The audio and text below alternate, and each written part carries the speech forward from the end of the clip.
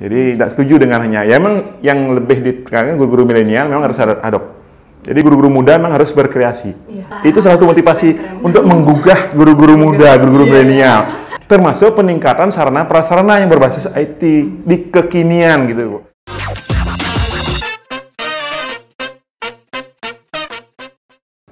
Hai Stivers, selamat pagi. Selamat datang kembali pada Posti Podcast with Steve Bajra. Nah, kali ini saya Nirani Nusantari akan memandu acara podcast pada pagi hari ini, dan pada pagi hari ini kita sudah kedatangan tamu istimewa dari Disdikpora Provinsi Bali. Nah, selamat pagi kami ucapkan kepada Bapak Dr. Andes Igusti Made Bawuswari MPD. Selamat pagi Bapak. Selamat pagi Bu Nira. Bagaimana kabarnya hari ini Pak? Astagfirullah, baik-baik Bu. Baik, sehat selalu sehat, Pak. sehat. Tetap semangat. Siap. Ya. Nah, Stivers, kali ini atau pagi hari ini kami akan memperbincangkan bagaimana peran atau peluang sekolah-sekolah vokasi di Bali pada era digital atau era revolusi industri 4.0 ya Bapak ya.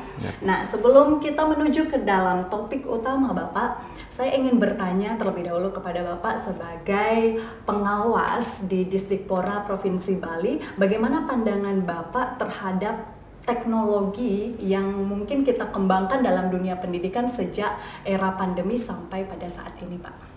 Oke, baik Bu Nira, terima kasih pertama ya atas kesempatannya.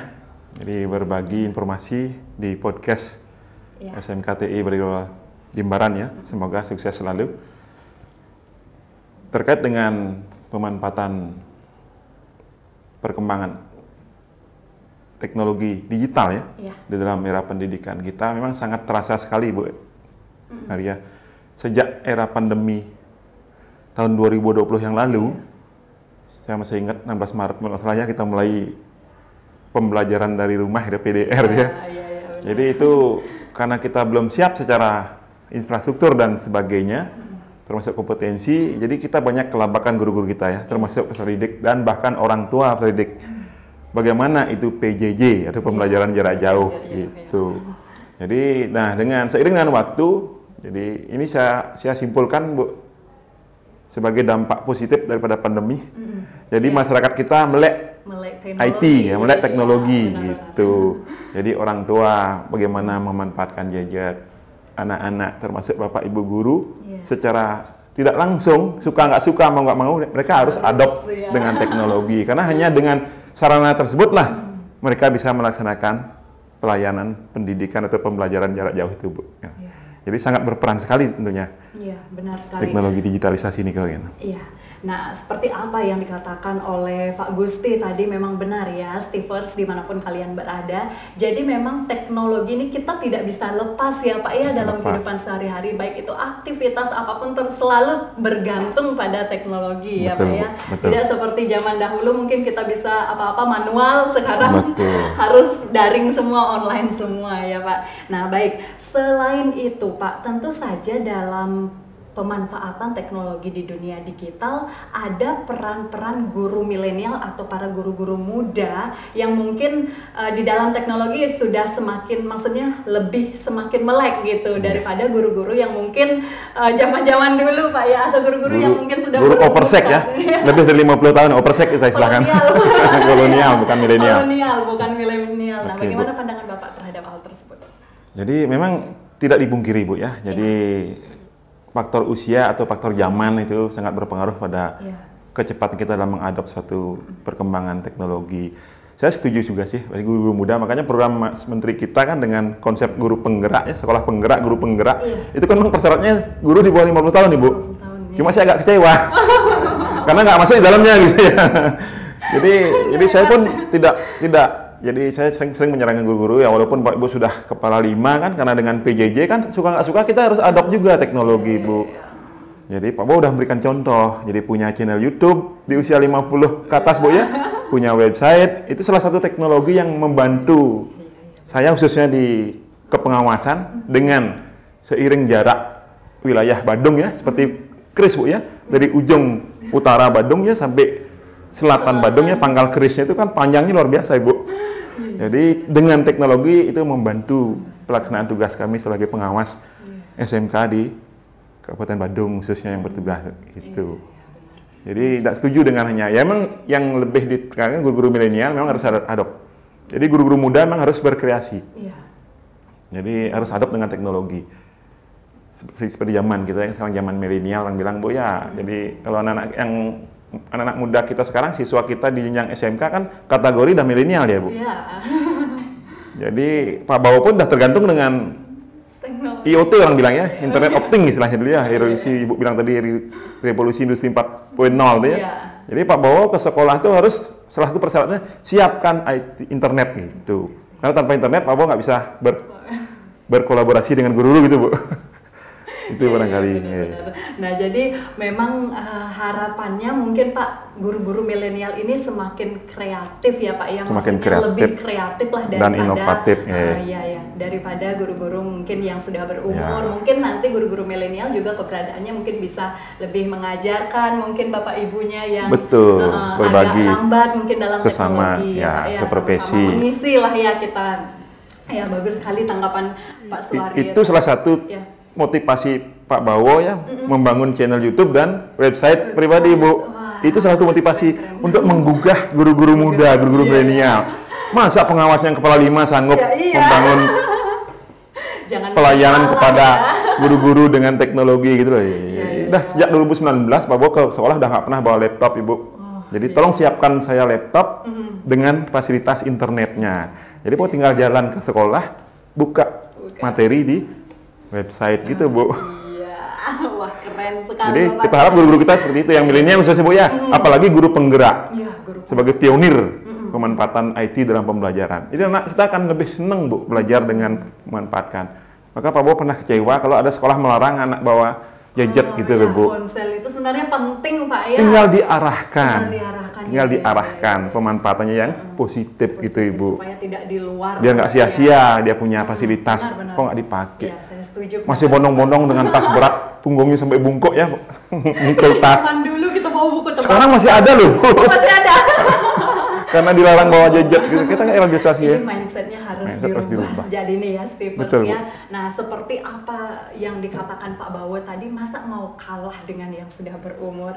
Nah kita sebagai guru-guru milenial ini harus lebih meningkatkan kreativitas kita. Nah anggap ini sebagai inspirasi kita ke depannya supaya bisa lebih berkembang lagi dalam dunia pendidikan ya. Terima kasih banyak Bapak atas inspirasi dan motivasi yang telah semoga bermanfaat gitu Bu. Ya ini cukup menggugah hati saya sih sebagai guru milenial Bu.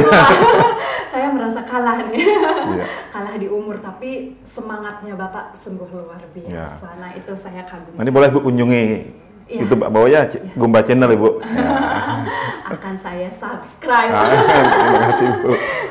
Iya Pak. Nah berkaitan dengan tadi itu meningkatkan kreativitas guru milenial, tentu saja nantinya output atau keluaran siswa khususnya di sekolah vokasi seperti kami di SMKTI Bali Global Jimbaran tentunya diharapkan yang lebih baik Pak ya. Nah sekarang bagaimana menurut pandangan Bapak peluang-peluang kerja bagi anak-anak yang mungkin masih mengenyam pendidikan di sekolah vokasi atau setelah tamat nanti Pak?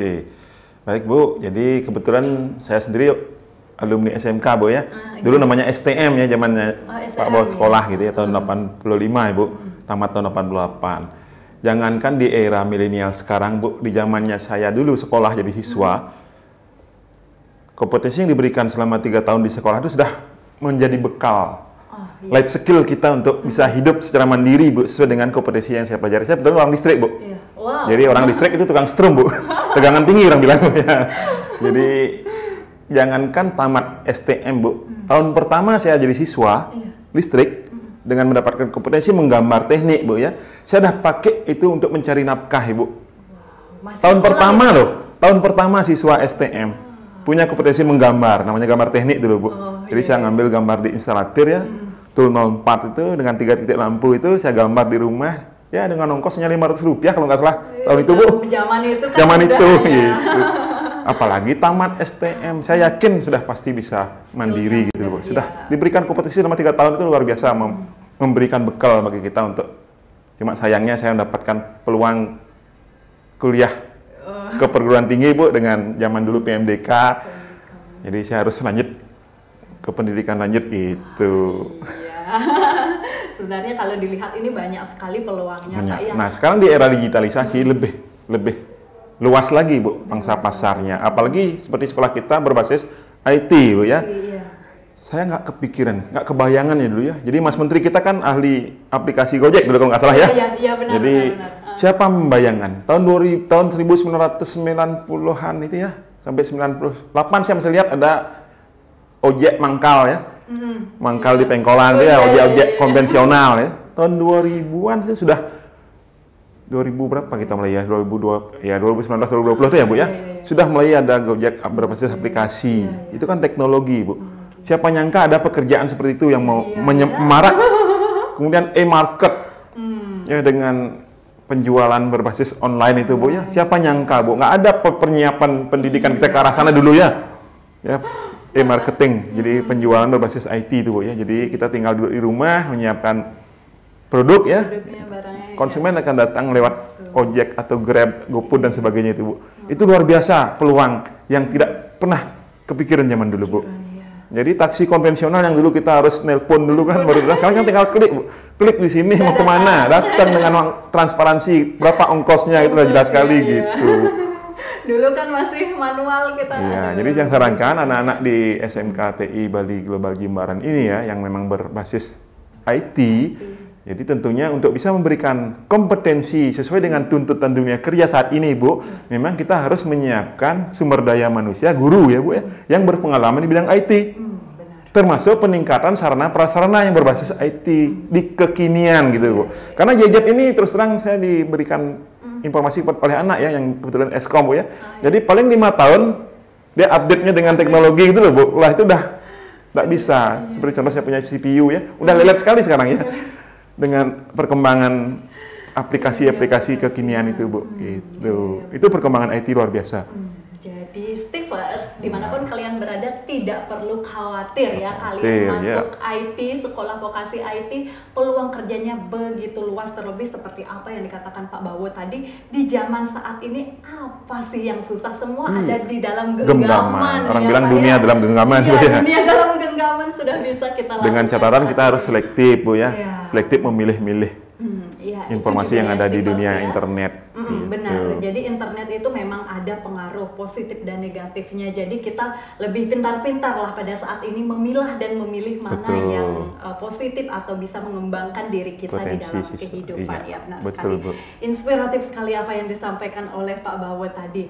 Nah, Pak, di kami SMK TI Bali Global selain di dunia IT juga ada jurusan di bidang pariwisata, Pak. Nah, kita ketahui bersama di bidang pariwisata semenjak pandemi kan memang mulai surut, tetapi semenjak pasca pandemi pasca gitu masih pemulihan seperti itu, sekarang sudah mulai bangkit. Menurut Bapak itu bagaimana hal tersebut? Baik, Bu. Jadi seiring dengan perubahannya, jadi nomenklatur lembaga sudah berubah. Dulu kan ada STM, ada semiar, Bu ya. Dengan dijadikan SMK, memang memungkinkan di sebuah lembaga pendidikan SMK ya, Bu ya, membuka berbagai bidang keahlian dengan kompetensi keahlian tertentu, Ibu. Memungkinkan, sangat memungkinkan. Tidak fokus seperti zaman saya STM yang khusus teknologi, Bu. Semia khusus bisnis manajemen gitu. Terus sekarang kan boleh. Jadi sangat mungkin, apalagi Badung Selatan ini ya, Kota Selatan itu kan brandnya kan memang pariwisata, Bu. Dunia pariwisata. Jadi nggak salah sekolah mengembangkan bidang keahlian yang lain di luar teknologi informasi, Bu. Dengan catatan tadi, Bu, memang kita harus menyiapkan infrastruktur.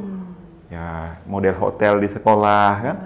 Sehingga bisa memberikan kompetensi perhotelan kepada putra-putri kita, peserta didik kita. Kemudian guru-guru juga harus berpengalaman industri.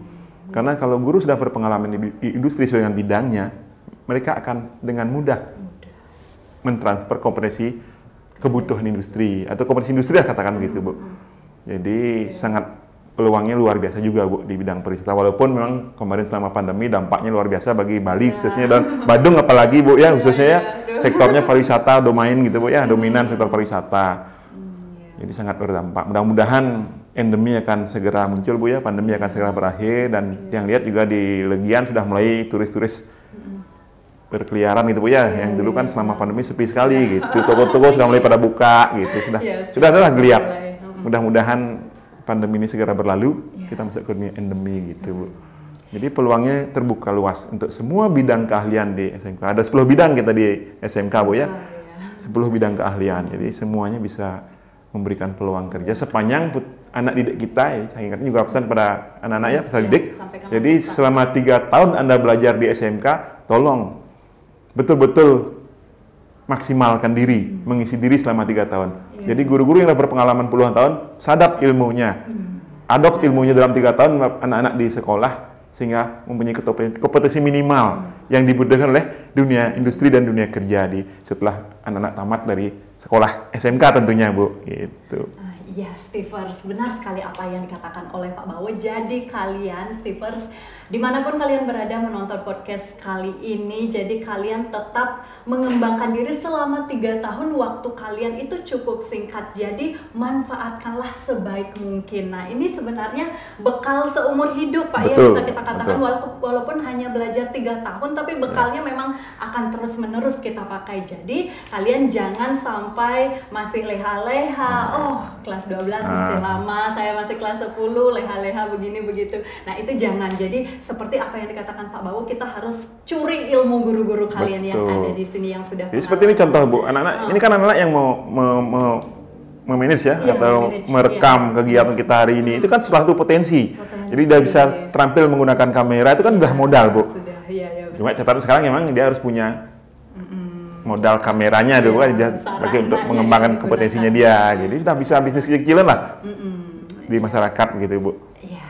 Oke, Stivers. Nah, percakapan atau perbincangan kami kali ini memang sungguh berisi ya, saya katakan, karena saya juga pribadi terinspirasi dari Pak Bawo ini, bagaimana kita di dalam dunia pendidikan, begitupun bagaimana kalian ketika kalian join atau masuk ke dalam sekolah vokasi, tentu saja nantinya atau pada saat kalian sekolah pun banyak peluang-peluang yang menanti kalian, Stivers. Nah, baik Bapak, perbincangan kita kali ini cukup mengesankan bagi kami. Terima kasih kami ucapkan karena Bapak sudah berkenan hadir di sini untuk menyampaikan pesan-pesan kepada anak-anak kami. Dan selanjutnya yang terakhir, ada yang mau Bapak sampaikan lagi mungkin? Oke, baik Ibu. Jadi Ibu tadi sempat menyinggung juga era industri 4.0 ya, 4.0 itu memang kan istilah itu kan IoT, Bu ya, IoT ya, Internet of Things ya. Jadi segala sesuatunya harus bersumber kepada internet ya. Internet itu kan jaringan internasional, Bu ya, seluruh dunia gitu. Makanya orang bilang dunia ada dalam genggaman.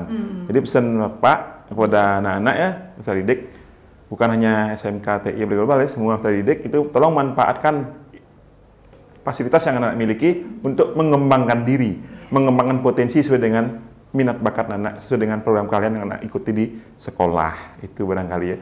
Jadi tidak salah dulu orang bilang internet itu ibarat pedang bermata dua, ada sisi positif dan ada sisi negatif.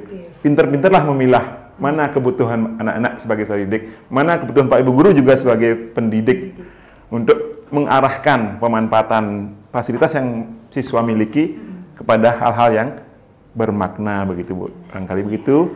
Dan semoga pembincangan kita hari ini, Bu, memang ada manfaatnya nanti dan memberikan inspirasi bagi guru-guru milenial khususnya, Bu ya. Jadi kita prioritas pada guru-guru milenial dulu. Jadi yang sudah menunggu, berapa guru yang sudah punya channel YouTube, berapa guru yang sudah punya website, karena diharapkan video-video pembelajaran yang ditaruh di YouTube itu memang hasil karya guru-guru kita, harapan kita, apalagi guru-guru muda. Jadi kita mulai dari guru penggerak, dari guru milenial, Bu ya. Itu barangkali yang pesan yang bisa saya sampaikan. Terima kasih, Bu, atas undangannya. Semoga ada manfaatnya perbincangan kita hari ini, dan kurang lebihnya jika ada yang tidak berkenan mohon untuk dimaafkan. Dan ucapkan sekali lagi terima kasih. Kami juga mengucapkan terima kasih kepada Bapak Gusti Bawo. Nah, Stivers, demikianlah perbincangan kami pada hari ini. Semoga bermanfaat untuk Stivers dimanapun kalian berada. Dan selanjutnya kami juga mohon maaf jika ada kesalahan atau hal-hal yang kurang berkenan di hati. Ambil sisi positifnya apa perbincangan kami tadi, kemudian jadikan semangat ketika kalian menjalani keseharian kalian dimanapun kalian berada. Oke, demikian Posti kali ini. Learn something new every day. Terima kasih.